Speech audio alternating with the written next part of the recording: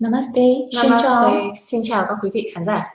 Welcome to Swami Vivekananda Cultural Centre, Hanoi, Vietnam. Xin chào mừng các bạn đã đến với chương trình của Trung tâm Văn hóa Swami Vivekananda Hà Nội tại Việt Nam. ICCR in Vietnam presents yoga webinar. Và ngày hôm nay chúng ta cùng quay trở lại với buổi tọa đàm về yoga. ICCR established as VCC to spread Indian culture in Vietnam, working under guidance of Embassy of India, Hanoi, Vietnam. Hội đồng quan hệ văn hóa Ấn Độ đã thành lập nên Trung tâm Văn hóa Swami Vivekananda Hà Nội để lan tỏa văn hóa Ấn Độ tại Việt Nam. Myself, Dr.Ananda, and my colleague Ms. Nyong welcomes you on the 4th day of 5-day yoga webinar. Và ngày hôm nay chúng ta cùng quay trở lại với buổi tọa đàm này cùng tiến sĩ Namataraj đồng hành với chúng ta trong chương trình ngày hôm nay trong chuỗi một trong 5 bài giảng của tuần này. The aim of the webinar is to bring different aspects of yoga to the foreigners in general and Vietnamese in particular through lectures, demonstration, technique and presentation. Và mục đích của phiên tọa đàm của chúng ta là mang đến những hiểu biết cũng như là những khía cạnh khác nhau về yoga không chỉ cho người nước ngoài mà còn với cả bạn bè Việt Nam thông qua những bài giảng cũng như những kỹ thuật khác nhau được chia sẻ trong buổi tọa đàm này. The speakers who are specialized in their area are presenting their lectures to the audience. Và những diễn giả khác nhau với tri thức khác nhau sẽ cùng mang đến cho chúng ta những chủ đề đa dạng về yoga. Now, I would like to introduce our today's speaker, Dr.Ananda Balayogi Bhavanani. Và ngày hôm nay chúng ta cùng chào đón diễn giả của chúng ta, tiến sĩ Ananda B. Bhavanani. Dr. Bhavanani is an MBBS, DPC, DSM, PGDFH, Doctor, Yogacharya. Dr. Ananda Balayogi Bhavanani is Director of the Center for Yoga Therapy Education and Research and Professor of Yoga Therapy at the Sri Balaji Vidyapith, Pondicherry. Và diễn giả của chúng ta, tiến sĩ Ananda Balayogi Bhavanani là giám đốc của Trung tâm đào tạo và nghiên cứu về trị liệu yoga cũng như là giáo sư về trị liệu yoga tại Trung tâm Sri Balaji Vidyapith tại Pondicherry của Ấn Độ. He is also chairman of the International Center for Yoga Education and Research at Ananda Ashram, Pondicherry, India, and Yoganjali Natyalayam, the premier institute of yoga and Carnatic music and Bharatanatyam in Pondicherry. Ông cũng là chủ tịch của Trung tâm quốc tế yoga về giáo dục và nghiên cứu yoga tại Ananda Ashram, Pondicherry, Ấn Độ, và đồng thời cũng là chủ tịch của trung tâm Yoganjali Natyalayam tại trung tâm nghiên cứu về yoga và âm nhạc Carnatic cũng như là múa Bharatanatyam tại Ấn Độ. He is son and successor of the internationally acclaimed yoga team of Yoga Maharishi, Dr. Swami Vivekananda Giri Guru Maharaj and Yogacharya Srimati Meenakshi Devi Bhavanani. Và đồng thời ông cũng là con trai và là người kế nghiệp của tiến sĩ Swami Vivekananda Giri Guru Maharaj và bà Meenakshi Devi Bhavanani đến từ đội yoga nổi tiếng Yoga Maharishi.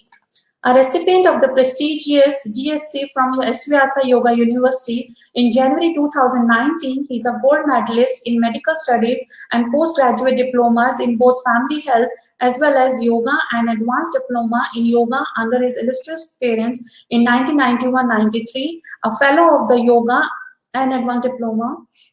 Indian Academy of Yoga. He has authored 19 DVDs and 25 books on yoga as well as published nearly 300 papers, compilations and abstracts on yoga and yoga research in national and international journals. Đồng thời ông cũng đã nhận được những cái chứng chỉ danh giá về yoga ở tại trường đại học yoga vào tháng 1 năm 2019 cũng như là nhận được huy chương vàng về nghiên cứu y tế và chứng chỉ về sau đại học trong lĩnh vực sức khỏe gia đình. Bên cạnh đó thì ông cũng là tác giả đã cho ra mắt 19 đĩa DVD, 25 cuốn sách về yoga cũng như đã cho xuất bản hơn 300 bài nghiên cứu khác nhau về yoga. In recent years, he has traveled abroad 20 times and conducted invited talks, public events, workshops, and retreats, and been major presenter at yoga conferences in the UK, USA, Italy, Czech Republic, South Africa, Germany, Switzerland, Malaysia, Canada, Australia, and New Zealand. Và trong những năm gần đây thì ông cũng đã có nhiều lần ghé thăm những đất nước khác nhau như là khối Liên hiệp Anh, Mỹ, Ý, Cộng hòa Séc, Nam Phi, vân vân, để mang đến những bài nói chuyện cũng như là những cái chương trình sự kiện tọa đàm khác nhau về yoga. He's an honorary advisor to International Association of Yoga Therapists, Australian Association of Yoga Therapists, World Yoga Foundation, and Geetananda Yoga Association worldwide. Đồng thời ông cũng là cố vấn danh dự tại Liên hiệp quốc tế về trị liệu yoga và Liên hiệp của Úc về các nhà trị liệu yoga.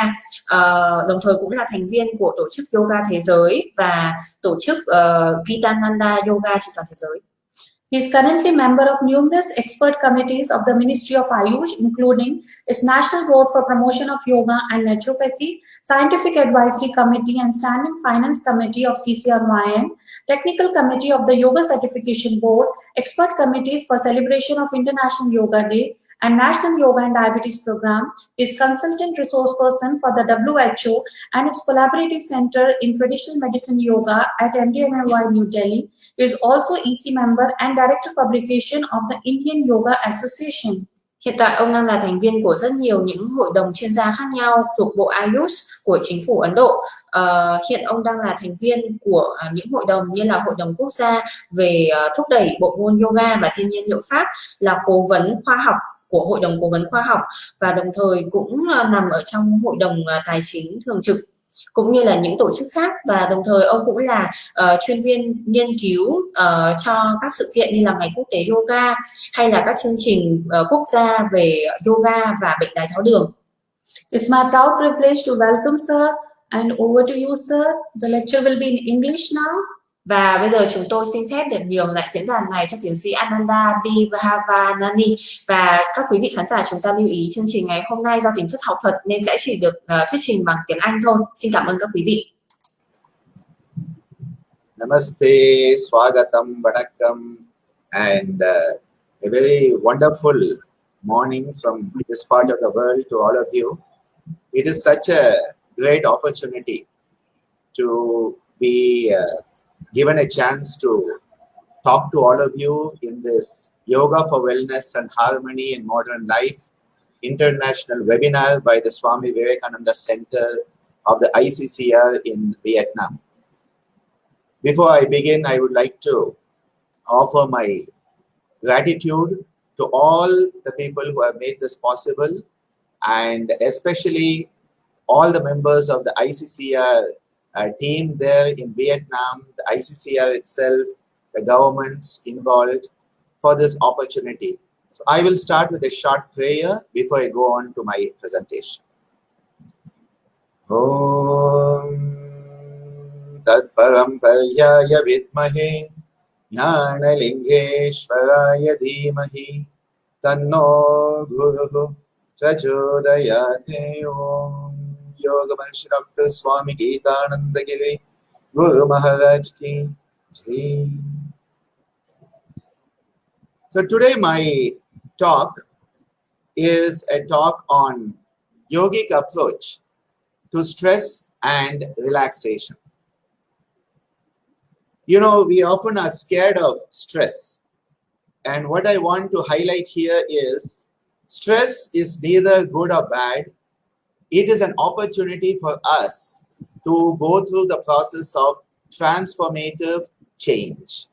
So stress is an opportunity for us to change something about ourselves and about our life. So it is a yogic approach to stress, not even how to manage it, but how to approach stress. And the opposite of stress, relaxation. So today we are looking at both of these and offering my heartfelt gratitude to all the lineage, the teachers who have come before me, enabling me to present today to all of you. I am representing today our deemed to be university, Sri Balaji Vidyapith, where we have the Center for Yoga Therapy, Education and Research. And here we are focusing on Selectogenesis, which is a focus on health. Everybody knows about pathogenesis, which is the focus on pathology.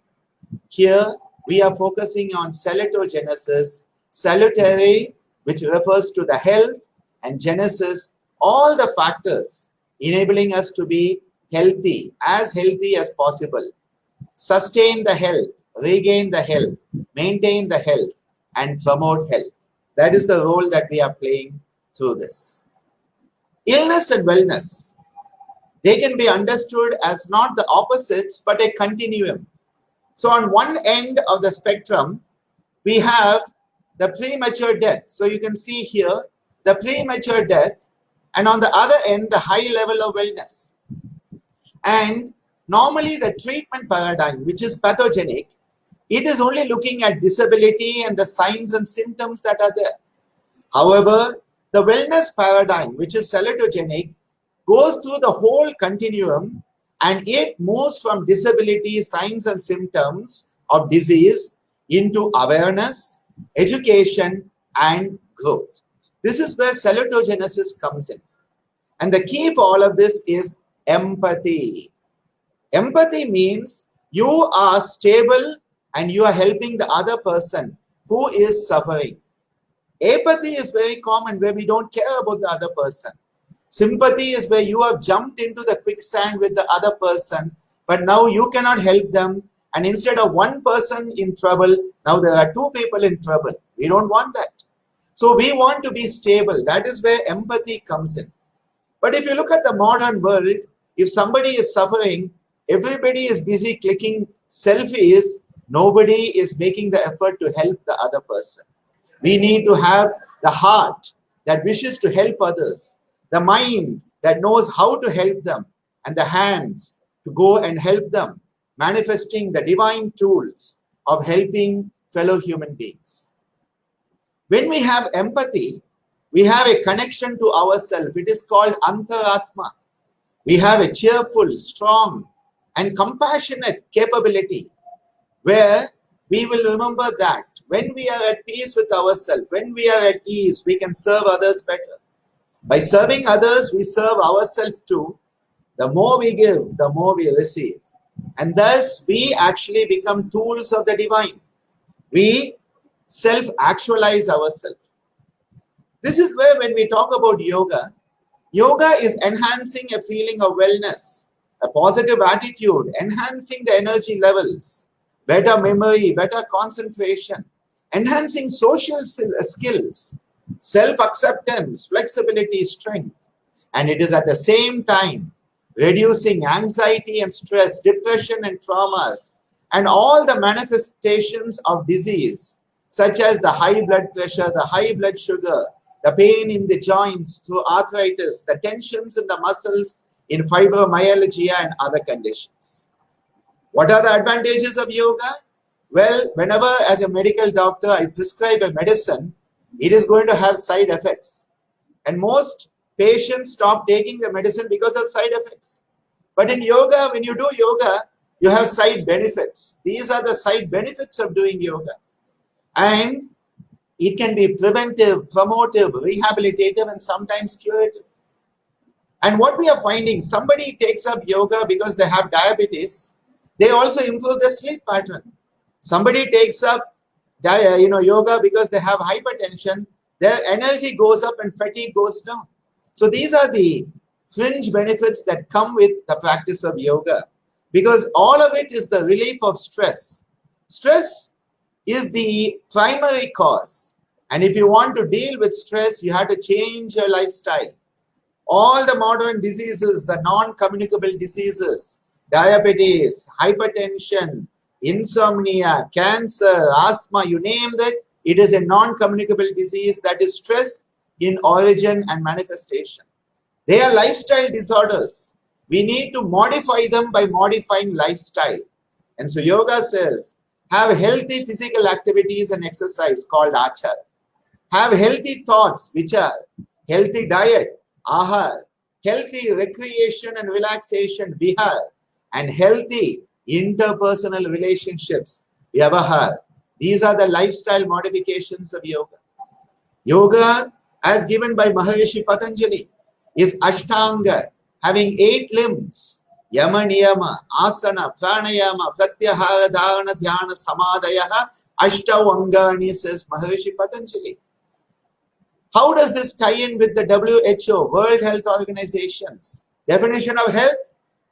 WHO's definition says 4 domains of health: physical domain, physical health, mental health, social health, and spiritual health. Well, the first 2 components of Ashtanga, Yama Niyama, they enhance social health. The next 2, Asana, Pranayama, enhance the physical health domain. Pratyahara and Dharana, the mental health domain, and Dhyana Samadhi, the spiritual health domain. So all 4 domains of WHO are taken care of through the comprehensive, wholesome, holistic practice of Ashtanga Yoga. The yogic concept of disease is it all starts in the mind and beyond the mind, the psyche. It is called the Adi. And this Adi, it then percolates through the mind, through the energy into the body, creating Vyadi or disease. This is understood in modern times by the concept of stress. Now, where does stress start? When we were long ago in caves itself, we had stress. You can see this caveman here. And what is his stress? The saber-toothed tiger that is running after him to eat him.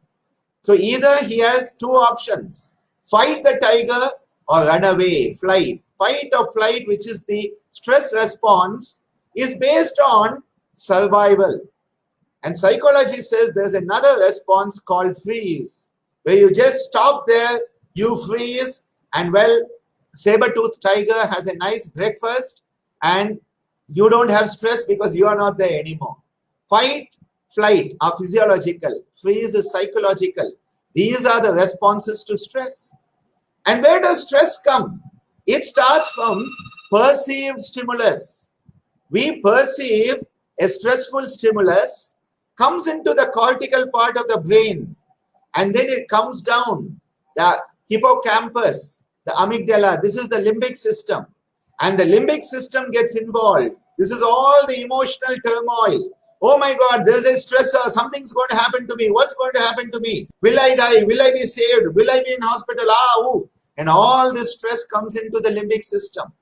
This comes down through the hypothalamo-pituitary adrenal axis. So what is then happening?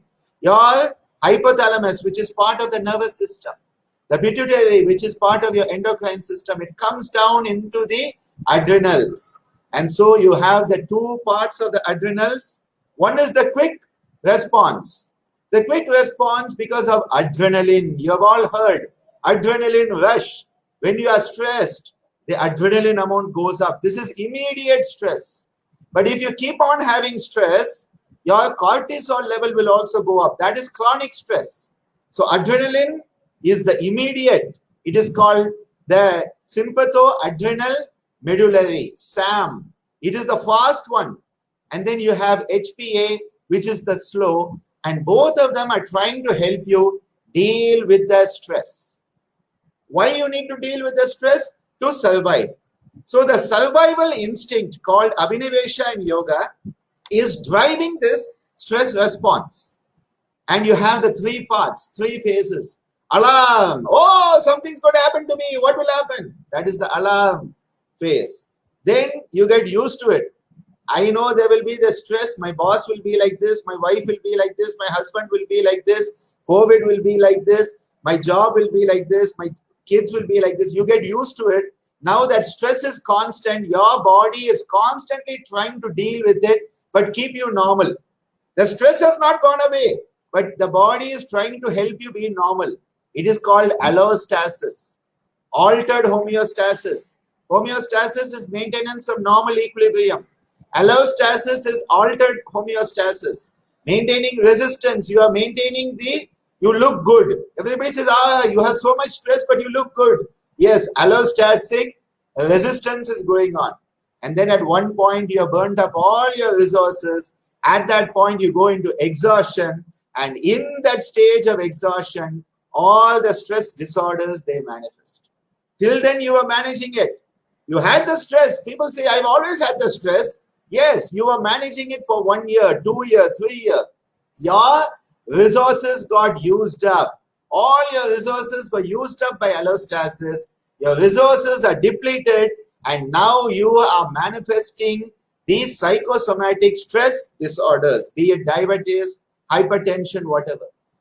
So you see the alarm stage is there, and the stressor could be family, disagreement, money, exams, friends, your desire to succeed. I have to be the top. All of this rat race, dog eat dog world. Remember, even if you win the rat race, you're still a rat. In dog eat dog world, even if you succeed, you're still a dog, you're not a human being. Human being has to go beyond this, beyond the survival instinct. That is the power of choice. And so either you can fight the stress, bow wow, come back to normal. You can run away fast, come back to normal. Or you develop what is called coping strategies. You learn to relax and you come back to normal. But if you don't cope, you go into exhaustion and the disease and the breakdown occurs. So initially stress is good. This is called eustress, the good stress. So if you look at this, the human function curve, as stress is increasing, performance is actually also increasing. So stress is the x-axis, performance is y-axis, and initially you are going healthy tension. It is anabolic, optimum. Look at that person, happy, looking like, some big boss with the glasses and the cigar, and I'm managing my life. But then stress becomes too much, and it moves from eustress into distress. And as too much of stress is pulling you down, your performance goes down. You have breakdown, burnout, panic, and exhaustion. So little bit of stress is good. It is called eustress, brings out the best in you. But then too much of stress brings out the distress in you, and it is where you struggle. Similarly, this parabola curve you can see. The first part, no stress, no performance. Then you have the green. Then you have the orange, which is the optimal stress level.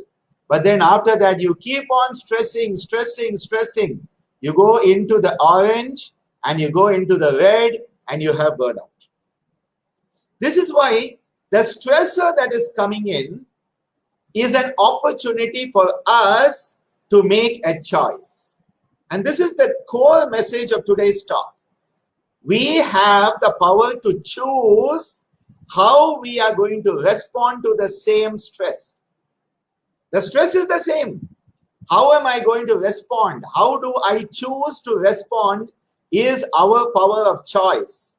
And the power of choice is the superpower of being human. As a human being, we have a superpower. The superpower is the power of choice. And this has been described by Antonovsky in the concept of Selectogenesis. There is the stressor. There is a tension. Now you choose, I am going to utilize this stress to enhance my capacities. It becomes eustress, it becomes Selectogenesis, and you go on that graph into the H plus, positive health. Now that same stress, it creates tension. You say, oh my God, what will I do? How can I deal with this? I cannot deal with it. I am no good. This is no good. The world is not good. And you have now gone into the pathogenic distress and the breakdown that goes into H minus. H plus is health. H minus is disease. So the stress, whether we are going to go on to the selectogenic stress, positive health, or whether we are going to go into distress, pathogenesis, and negative health, depends on the choice we make to deal with the stress. That is why I said it is the yogic approach to stress and relaxation. This is why everything we see stresses us, right? But everything we see, we think it to be the truth. I saw it, it's true. I heard it, it's true. No. It is only a perspective. And some good examples. Some people will say this glass is half full. Some will say it is half empty. But you know what? The optimist is saying half full. The pessimist is saying half empty. But the realist understands it is totally full. Half filled with water, half filled with air. So water is half, air is half, it is full. It is not empty at all. And this is where we start to understand the bigger picture rather than focusing on the small picture. The small picture will always cause stress. When you look at the bigger picture, you will go into what is called the relaxation response. Similarly, if you look at this image, look at the truth and look at one person's perspective is it is an orange circle with a square. Another is a blue circle with a dark circle. And both are true based on that person's perspective. But what is the truth? It is something more. So when we start expanding our perspective, we move from stress to relaxation. Another perspective, we all know Pavlovian conditioning. And Pavlovian conditioning is where Pavlov rang a bell. He used to ring the bell and then feed the dog. And he found what is happening to all their digestive secretions. Now look at the dog's perspective. It says, watch what I can make Pavlov do. As soon as I drool, he will smile and write in his little book. So Pavlov thinks he is conditioning the dog thinks it is conditioning Pavlov. This is how conditioning goes. This is based on perspective. But what is actually happening is much, much bigger, and that is where science understands the bigger picture. I love this image. This is Rhino Picasso, who loves to paint all these beautiful diagrams, all these paintings, beautiful paintings. But look at all of those paintings. In all of those paintings, in the center, there is the rhinoceros horn.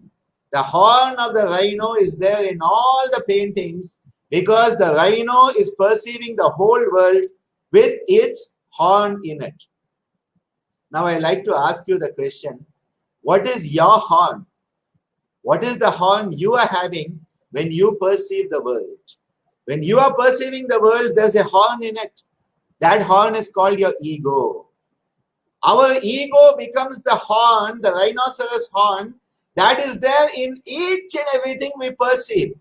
And the moment we perceived based on the ego, our ego wants to survive at any cost, abhinivesha klesha, because of asmita, raga, dvesha, abhinivesha.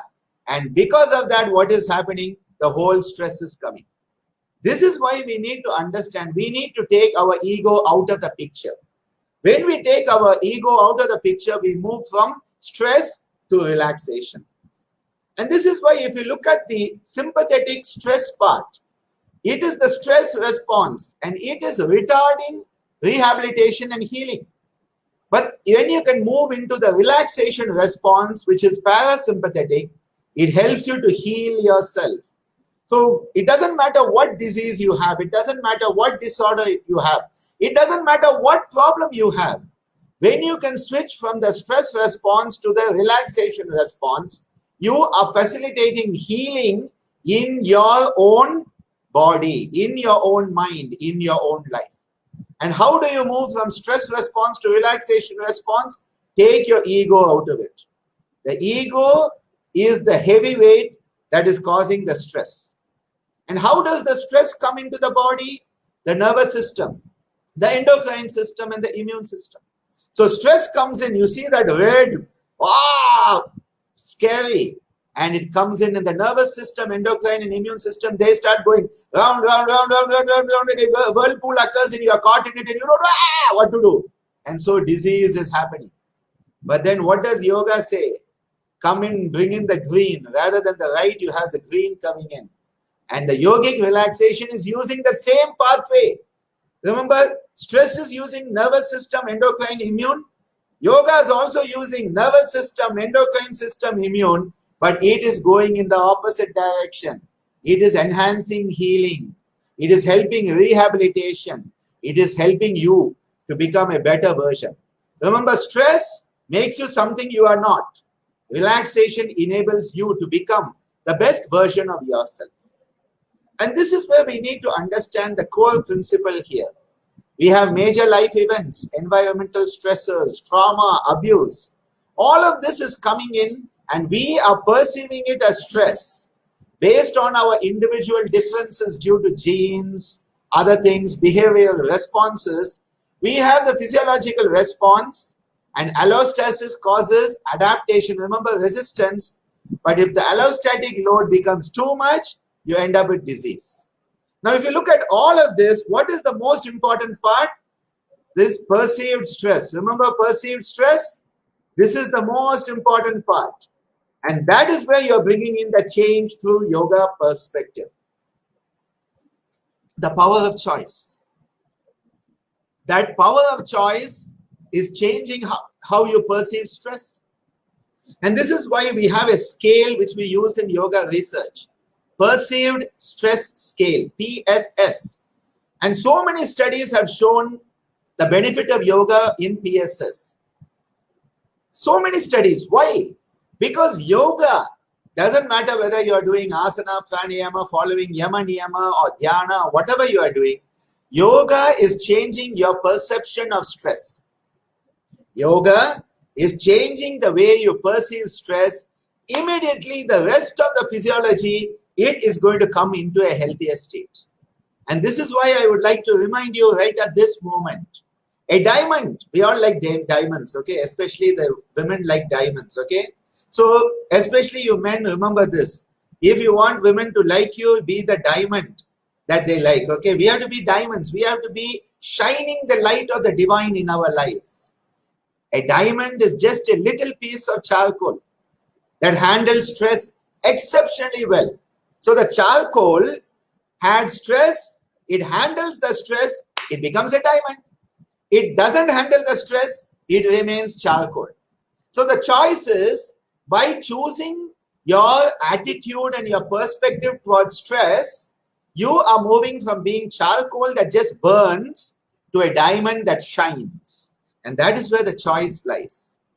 So when you want to modify stress, what can you do? You need to modify the stressor. So if it is a job, can you change your job? If it is a relationship, can you change it? If it is something happening in your house, can you change it? Modify the stressor. But most of the time we cannot. So then what do? The next part, change your reaction to the stressor. If you can change the stressor, change it. That is great.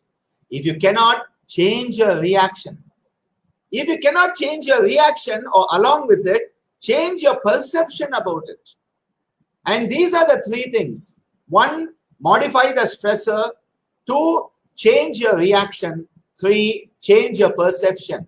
And keep in mind that life is just one big lesson, nothing else. Why are you so worried about it? We are here to learn lessons. So Dr. Silva Murthy, one of India's top scientists, retired as head of DRDO. He was head of DIPAS and lot of yoga research. Recently, he visited our university and he gave a beautiful message which I'm quoting here. He said, yoga enables the individual to modify the perception of stress. That is the first part. Optimize the response to it.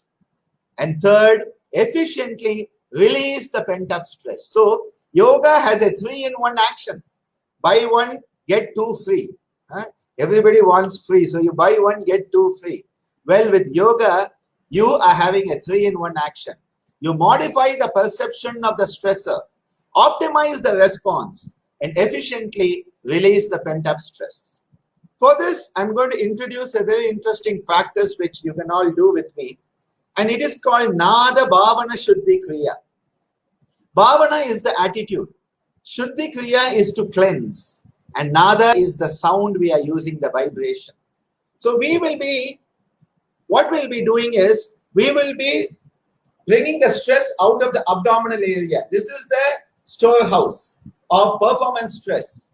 The chest, which is relationship stress. And the upper part of the chest and neck, which is status stress because of our ego.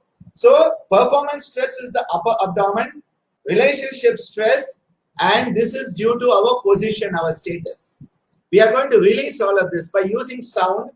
Ha, ha, ha, ha, ha, ha, ha, ha, ha, ha, ha, ha, ha, ha, ha. And you release your performance stress. How will I perform? All that. The second is relationship.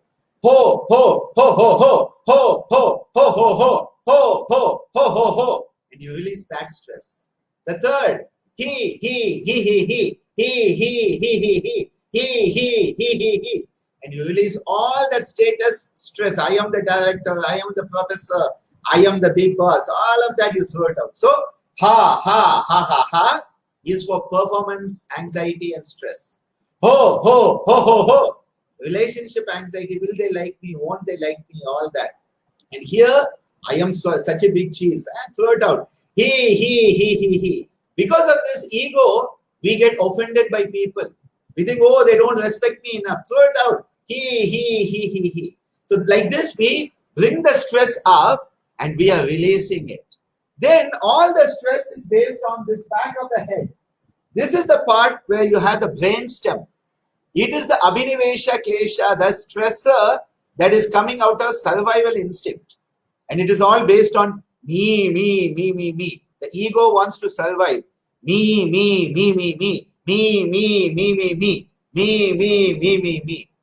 But you want to shift from survive to you want to develop your higher intellect, your capacity of buddhi, that is discernment, where you can understand other people also exist. Empathy and all comes then. And this is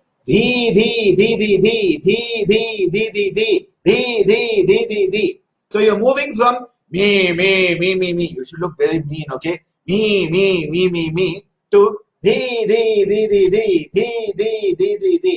and then you realize all of this is just nonsense. The stress is nonsense. Why you are getting so upset? So you throw it away and you go go.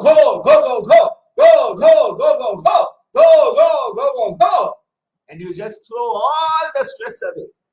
Okay, so we'll do one round. Wherever you are, you can join me. Okay? Ha.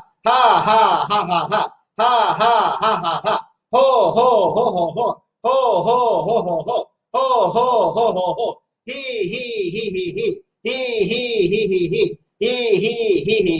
Me.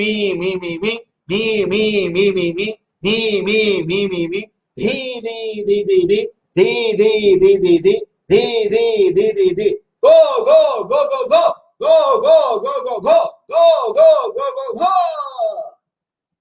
And you know what?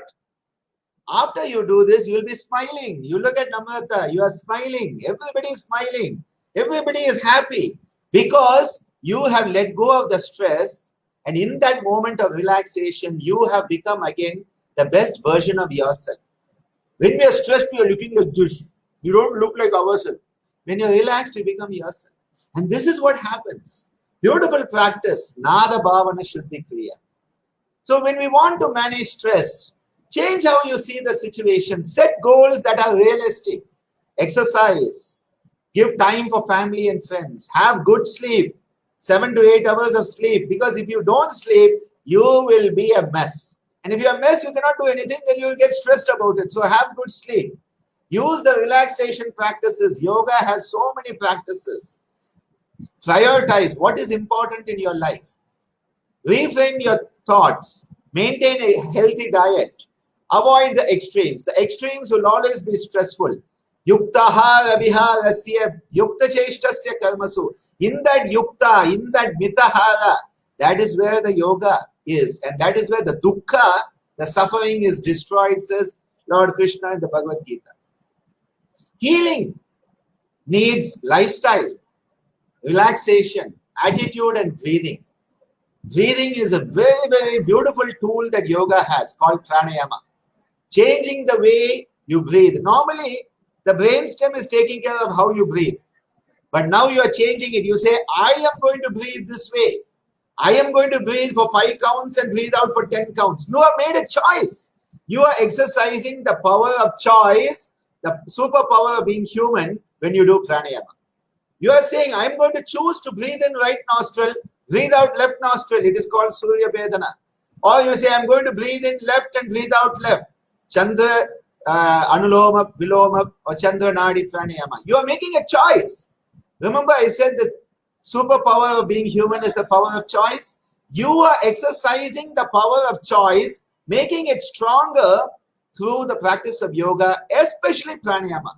Because you are shifting from brainstem survival instinct to prefrontal cortex, which is intuition and the capacity for viveka, discernment. Because there's a lot of viveka. Swami Vivekananda was given the name Viveka. Vivekananda is the Ananda of Viveka, bliss coming out of discernment. And that is why your center in Vietnam, it is the Swami Vivekananda Cultural Centre of ICCR. So Viveka should come. We don't want to be here, we want to be here. And this is why Yoga is based on integrating the breath pattern with the body movement. It is not just an exercise. Whenever you move in yoga, you are integrating the breath. You are breathing in and lifting, you are breathing out and lowering. And you are keeping the mind in the present moment. So the body, the breath, and the mind are all coming together. The body is still in the asana. The mind calms down. When the breath is steady, the emotions become balanced. Automatically, you become the best version of you. Your mind will be the best, your emotions will be your best, your body will be the best. Because you are using the capacity of where the mind goes, the energy flows. Yato mana tata prana. Where the mind goes, there the prana will flow. And that is why you use your mind to change the way your brain works, to change the mind. Beautiful, right? The power of choice here. This is called self-directed neuroplasticity. By the choices you are making through the yoga practice, you are changing the way your nervous system works. How can you do that? You can do left nostril breathing. Using the thumb, you close the right nostril. When you breathe left, you're working on right brain. Then you can perform the Nasika Mudra. You close with the ring finger, the left nostril. When I do right nostril breathing, I'm working with the left brain. I can choose, do I want right brain, which is qualitative relaxation, or left brain, which is attention and paying attention and being ready for any important thing that you need to do, being alert. Left brain, so right nostril. You need to be relaxed. Right brain, left nostril, right brain, right nostril, left brain. And this is used in the pranayamas. Working on the brain. The left brain gives you all the things you need for your life, but it doesn't give you a life.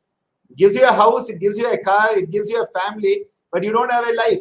It is the right brain where creativity comes in, music comes in, yoga, dance, all the beautiful things in life come in, love, compassion, empathy. And suddenly your life has moved from dull, drab, gray, left brain to right brain. And look at that beautiful color. What a dynamic, colorful life you then have. So we can throw away tensions. You will shake like this. You can shake your tensions, catch your tensions and throw it out. This is called Nasarga Mukha Bastrika, throwing out the tensions like that. Similarly, we are, during the pandemic, the past year, we have been stuck to the computer, doing all these different meetings on the computer. Give yourself a good stretch up. And when you do this, opening your shoulders, your whole back, your neck, everything feels better. Immediately the body is relaxed. If the body is relaxed, the mind is relaxed. So this thala can be done in your office from sitting. We can bring in the mudras where we stretch up into the Anjali, the Kailash, at the forehead, at the throat, at the chest. These type of mudras, they enable us to connect to the higher energy so that we have support. We have support of the universal energies, which are called the chakras. Twisting the spine, again, sitting all the time. Zoom, boom, zoom, boom. So you are stretching. Wherever you are in the chair, you can stretch. Immediately when you twist like this, your spine is utilized in a healthy way. And immediately you feel more relaxed. You do this and immediately, wow, you feel ready to do what you need to do. Similarly, the Brahma Mudra, the neck, turning to the right, turning to the left, again turning up and turning down. These type of practice is very good to relax the neck. Why the neck should be relaxed? Because the neck is the bridge for the brain to the body. All the information from the body, the sensory information goes to the brain through the neck. All the commands, the motor commands from the brain go to the rest of the body through the neck. So your neck should be relaxed and healthy. And this Brahma Mudra, we do it with breathing, we do it with sound to enhance this health. Similarly, Spanda Nishpanda, what you have to do is you have to tense. You tense your toes, your whole lower limb, abdomen, chest, hands, face. You make yourself as tense as possible and then you just let go. So in this, what we are doing, we are going to the peak of tension. It is called Spanda. Tense and then just letting go. So from toes, knees, hip, abdomen, chest, shoulder, hands, The face all tense, tense, tense, tense, tense, tense, and then just breathing out and relaxing. This is often called instant relaxation technique, IRT. You know, we talk about instant coffee, instant noodles, everything. Those are not healthy. But instant relaxation is very healthy.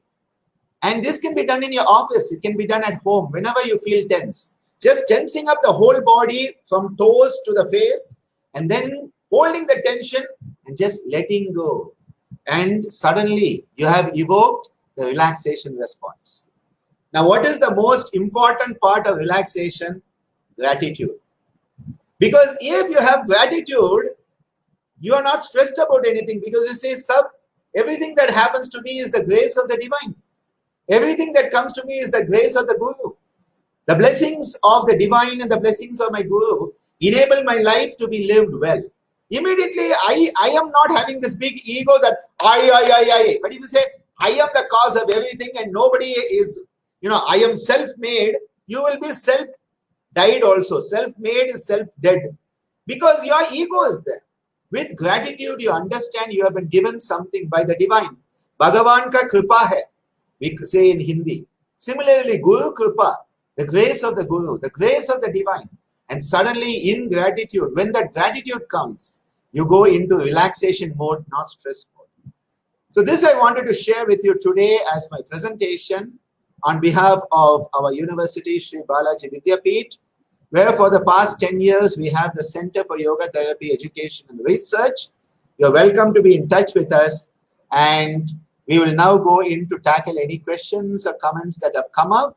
So I'm closing the slide share at this point and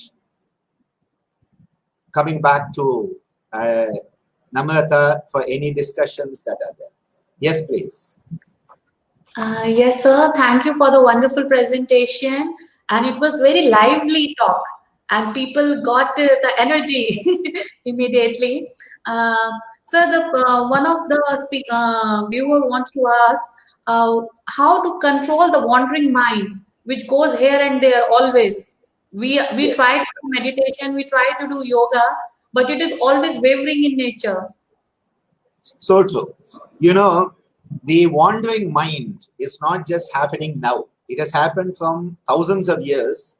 In fact, the Bhagavad Gita, Arjuna asks Krishna, he says, Chanchalam hi mana Krishna. He says, this mind is wandering every place like the wind. Vayu. He says, like the wind, it is wandering every place. So he says, what can I do, Krishna? Chanchalam hi mana Krishna. Patanjali talks about the chitta vrittis. This is again wandering mind. So Maharishi Patanjali's chitta vrittis, Chanchalam hi mana Krishna from Arjuna, both are given the same response, Abhyasa and Vairagya. What is Abhyasa? It is effort. Self-effort, not somebody else's effort. You cannot buy self-effort. The currency is your own self-effort. That is the currency to control your mind. You have to make the effort. And the second thing is Vairagya, to let go. So I like to say the message is do your best, that is Abhyasa, and leave the rest, that is Vairagya. Whenever you are doing anything in life, do your best, leave the rest. Now coming to a practical answer to that question about wandering mind, the Hatha Pradipika and the Garanda Samhita, the Hatha tradition is very clear that if you want to control the mind, you have to control the breath. That the breath is the key. Chale vate, chale chittam. So, if you want to control the mind, because nischale, it goes the other way. So, when you control the breath, you control the mind. If you try to control the mind directly, it will run away. It is very, very clever. The moment you say, I want to control you, it will escape. But what you say, I don't want to control your mind. I'm not worried about you. I am only controlling the breath. So when you say I'm controlling the breath, the mind feels safe. It says, he is not going to do anything to me. And before it knows it, when you control the breath, the mind is automatically controlled. So pranayama is the key to bringing about control of the mind. Right, sir. Thank you so much, sir, for the wonderful talk. On behalf of SVCC, I want to thank our today's speaker, Dr. Bhavanani, for his wonderful presentation and his kind presence and blessing to all of us on the auspicious day of Mahashivratri today. And we all feel very energetic. Thank you so much, sir, for coming and guiding us all. And It is indeed my pleasure to be with all of you for this international webinar and to be amongst the invited speakers, very eminent personalities you have invited, my dear Dr. Ulka Natu, my dear Yogacharya, Girishja, who is again someone who I respect deeply and have known since my childhood when he interacted with my father, Swami Vivekananda Giri at MDNY. Similarly, Dr. Basabareddy, who yesterday gave his session, and then my dear Arpan Bhatt is also there. So it is very beautiful to be one amongst this beautiful galaxy of invited speakers. I congratulate the ICCR Vivekananda Center there in Vietnam for this. I congratulate you personally, Namrata, because you have taken the efforts and knew who's helping you out there with the translations and all the work. Your head of the center, the head of the consulate, the embassy, I thank you all for this wonderful opportunity, because this is the way Indian culture has to reach the world. The greatness of these thoughts must reach the world and be shared, because as I said during the pandemic, sharing is caring. And so we as Indians, we care enough about the world, health, harmony, and joy in this world. And so we need to share the great message of yoga. Thank you for this wonderful opportunity on my behalf and on behalf of my university and the siter of Sri Balaji Vidyapith. Namaste. Namaste.